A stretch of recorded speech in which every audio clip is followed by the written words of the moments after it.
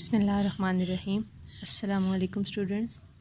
आज हम स्टार्ट करेंगे 8th क्लास का चैप्टर 2 एक्सरसाइज 2.1। स्टार्ट करने से पहले ये दो इंपॉर्टेंट टॉपिक्स हैं जो आप लोगों को मैं करवाना चाहूँगी। ये आप लोगों को आगे एक्सरसाइज समझने में थोड़ी हेल्प करेंगे।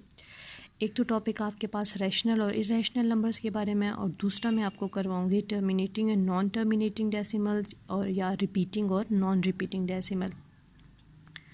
सबसे पहले देखें रैशनल और इरेशनल नंबर्स के बारे में।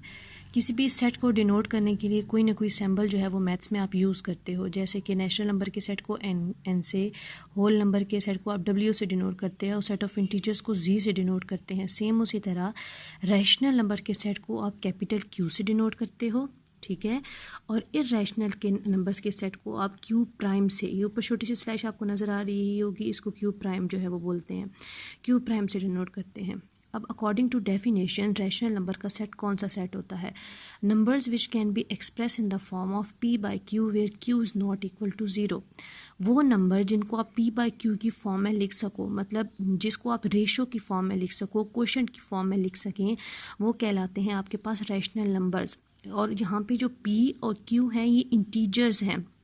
इंटीजर्स मीन ये कोई पॉजिटिव नंबर भी हो सकता है, ये कोई नेगेटिव नंबर भी हो सकता है। सेट ऑफ इंटीजर्स के बारे में आपने पढ़ा हुआ है कि सेट ऑफ इंटीजर होता है आपके पास ज़ीरो, सारे के सारे पॉजिटिव नंबर और सारे के सारे नेगेटिव नंबर्स को मिला के जो सेट बनता है वो सेट ऑफ इंटीजर्स का सेट होता है।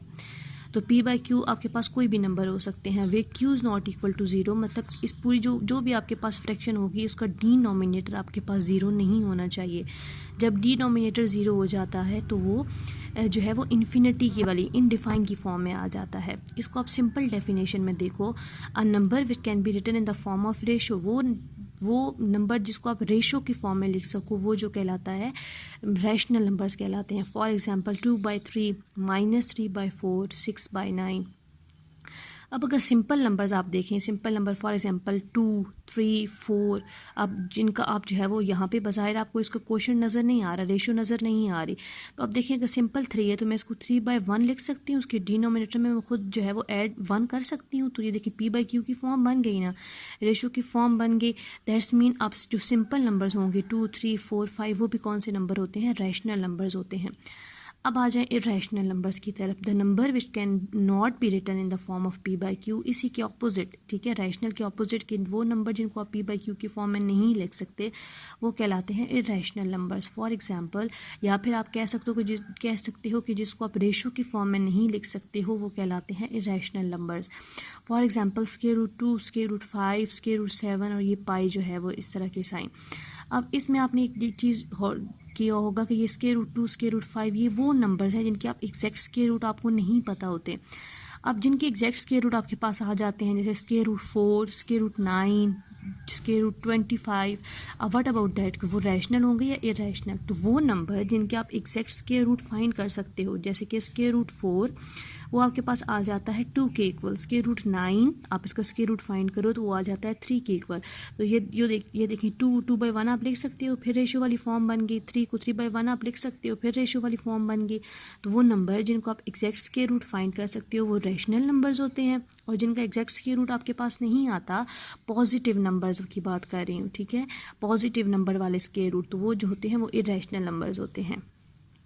नाउ अगर हम सारे के सारे रैशनल नंबर्स को और सारे के सारे इरेशनल नंबर्स को आपस में मिला दें, ग्रुप बना दें, पूरे रैशनल नंबर्स का ग्रुप और इरेशनल नंबर को ग्रुप को आपस में मिला दिया जाए, तो आपके पास रियल नंबर्स का सेट आ जाता है।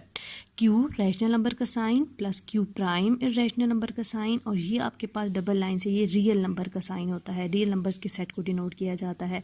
अब रियल नंबर के सेट को मैं अकॉर्डिंग टू डेफिनेशन देखूँ तो मेरे पास आ जाता है union of rational and irrational number. Union सारे के सारे रैशनल नंबर को और इरेशनल नंबर्स को मिला दिया जाए, उसका यूनियन मीन कंबाइन, इकट्ठा कर दिया जाए, तो वो आपके पास रियल नंबर्स का सेट आ जाता है। अब हम करते हैं टर्मिनेटिंग और नॉन टर्मिनेटिंग डेसिमल या फिर रिपीटिंग और नॉन रिपीटिंग डेसिमल्स। ये आपने थोड़ा सा 7th में किया हुआ है, आप इससे थोड़ा सा फेमिलियर हैं, लेकिन थोड़ा सा इसको मैं दोबारा आपको रिपीट करवा देती हूँ। टर्मिनेटिंग डेसिमल आप लोगों को पता है कि according to definition number of digits after decimal point is finite. अगर number of digit decimal point के बाद फाइनाइट मतलब जो है वो फाइनाइट काउंटेबल आ जाएं, वो आपके पास कहलाते हैं, वो आपके पास कहलाता है टर्मिनेटिंग डेसिमल। For example 9/4। अब 9/4 को देखिए, मैंने इसको डिवाइड किया तो आंसर मेरे पास आ गया 2.25। अब देखिए ये it stop to divide, point के बाद 2 डिजिट आए तो ये डिवाइड हो गया है, ये टर्मिनेट कर गया है, ये स्टॉप कर गया है, ठीक है। तो इस तरह के डेसिमल्स कहलाते हैं टर्मिनेटिंग डेसिमल। और नॉन टर्मिनेटिंग डेसिमल्स वो डेसिमल जिनमें number of digit after decimal point वो जो है वो जो है वो इनफिनिट आ जाए, इनडिफाइंड जो है वो आगे ये डिवाइड होता जाए, ये स्टॉप ना हो। जैसे फॉर एग्जांपल यहाँ पे मैंने किया है 9/7, तो 9/7 को अगर मैं डिवाइड करती जा रही हूँ तो आगे डिवाइड होता जा रहा है, स्टॉप नहीं हो रहा। इसका देखिए रिमाइंडर भी लास्ट पे आ गया है। तो ये इस तरह के डेसिमल्स कहलाते हैं नॉन टर्मिनेटिंग डेसिमल्स, ठीक है। अब रिपीटिंग और नॉन रिपीटिंग, अब इसमें देखें पॉइंट के बाद कोई भी डिजिट आपके पास रिपीट नहीं हो रहा, ठीक है। ये ब्लॉक ऑफ लेटर्स, ये ब्लॉक ऑफ वर्ड आपके पास ये डिजिट्स रिपीट नहीं हो रहे, तो ये आपके पास कहलाता है नॉन रिपीटिंग डेसिमल। अगर पॉइंट के बाद डिजिट एक ही तरह के रिपीट होना शुरू हो जाएं तो वो जो होता है वो रिपीटिंग डेसिमल कहलाएगा। फॉर एग्जाम्पल यहाँ पर मैंने जब 8/9 को सॉल्व किया तो आंसर मेरे पास आया 0.888। ये देखिए एक तो ये नॉन टर्मिनेटिंग है और देखिए पॉइंट के बाद ये डिजिट 8 रिपीट होता जा रहा है, तो इसको मैं बोलूँगी non terminating and repeating decimal.